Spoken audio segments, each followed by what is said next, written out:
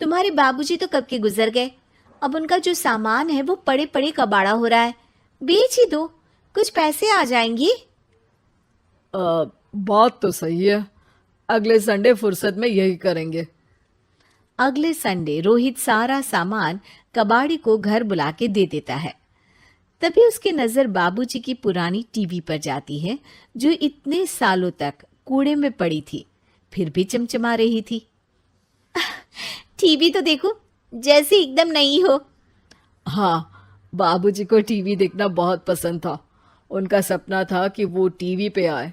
एक बार मौका भी था जब वो अपने गांव के गाने सुनाने किसी चैनल पर जाने वाले थे, पर मैं और मेरा भाई लड़ पड़े और बाबूजी को घर पर ही रुकना पड़ा।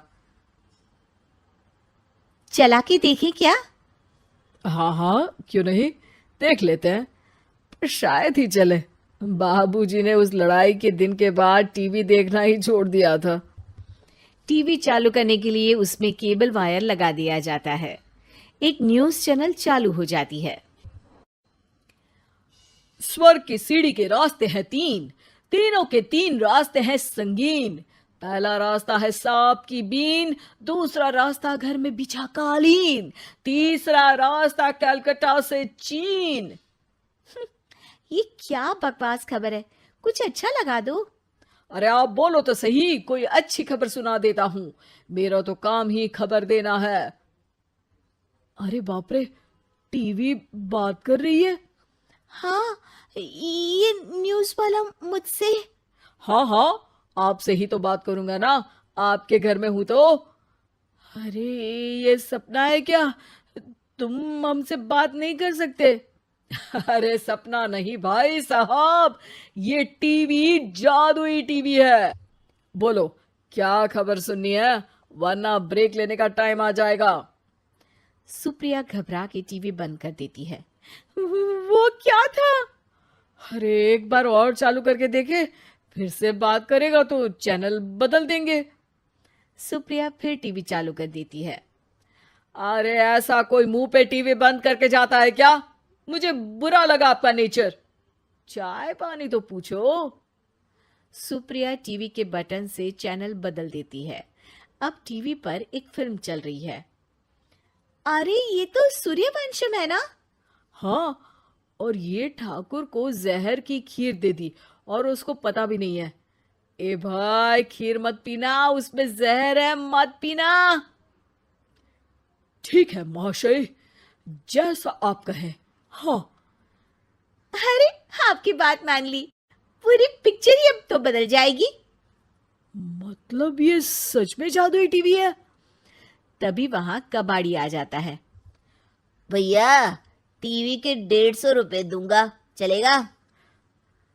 अरे 1.5 करोड़ में भी ना दे तुमको ये टीवी हम।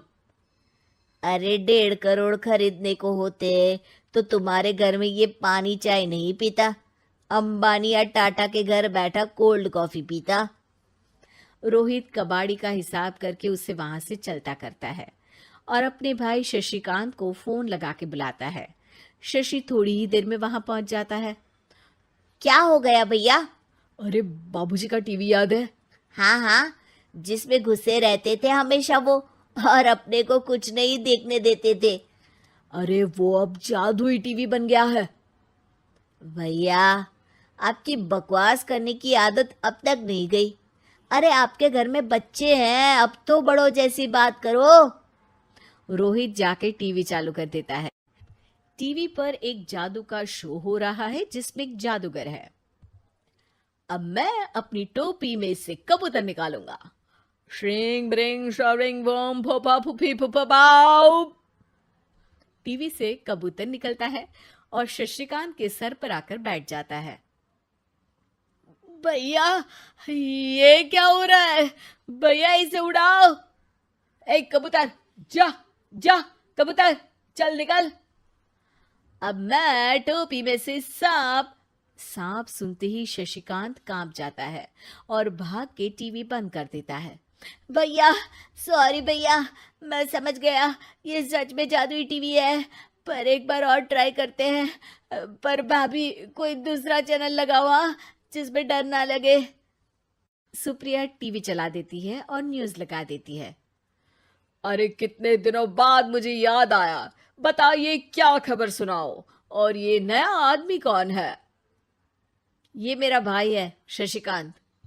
ओह यस, वही है ना जिससे तुम लड़ लिए थे किसी बात पे और तुम्हारे बुढ़ाओ पिताजी गुस्सा हो गए थे और टीवी को संन्यास दे दिया था।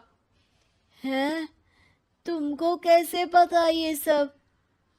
इस टीवी में रहने वाले आदमी से लेकर कबूतर तक को तुम्हारे बाबूजी और तुम्हारी बातें पता है, इसलिए तो ये जादुई टीवी है। ये टीवी क्या कर सकती है वैसे? तुम जो मांगो दे सकती है। कहानी बदल सकते हो, खबर बदल सकते हो, कोई चीज मांग सकते हो। अरे भैया, ये टीवी मैं लेके जा रहा हूँ। बाबूजी का लाडला तो मैं ही था ना। अरे ऐसे कैसे? मैं बड़ा बेटा था। अब तक मेरे घर में टीवी थी ना। अब तक कहाँ गए थे पिताजी के लाडले? तुम्हारी गलती का एहसास भी है।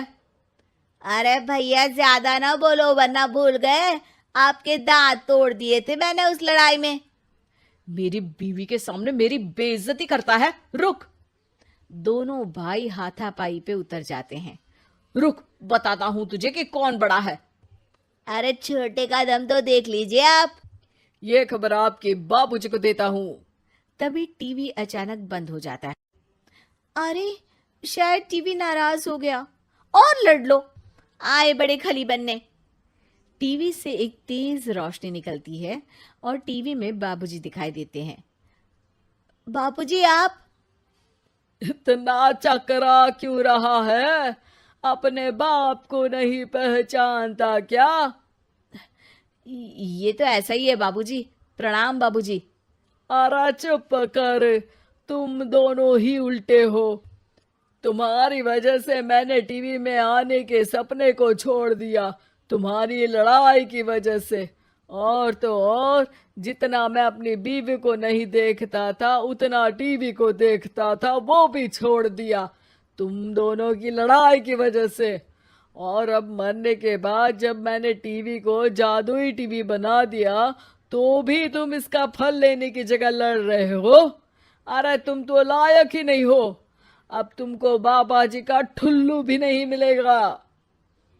बाबूजी चले जाते हैं। टीवी बंद हो जाता है। रोहित और शशिकांत गिड़गिड़ा के टीवी के सामने हाथ जोड़ के बाबूजी को बुलाते हैं, पर टीवी सिर्फ धुआं निकालता रहता है।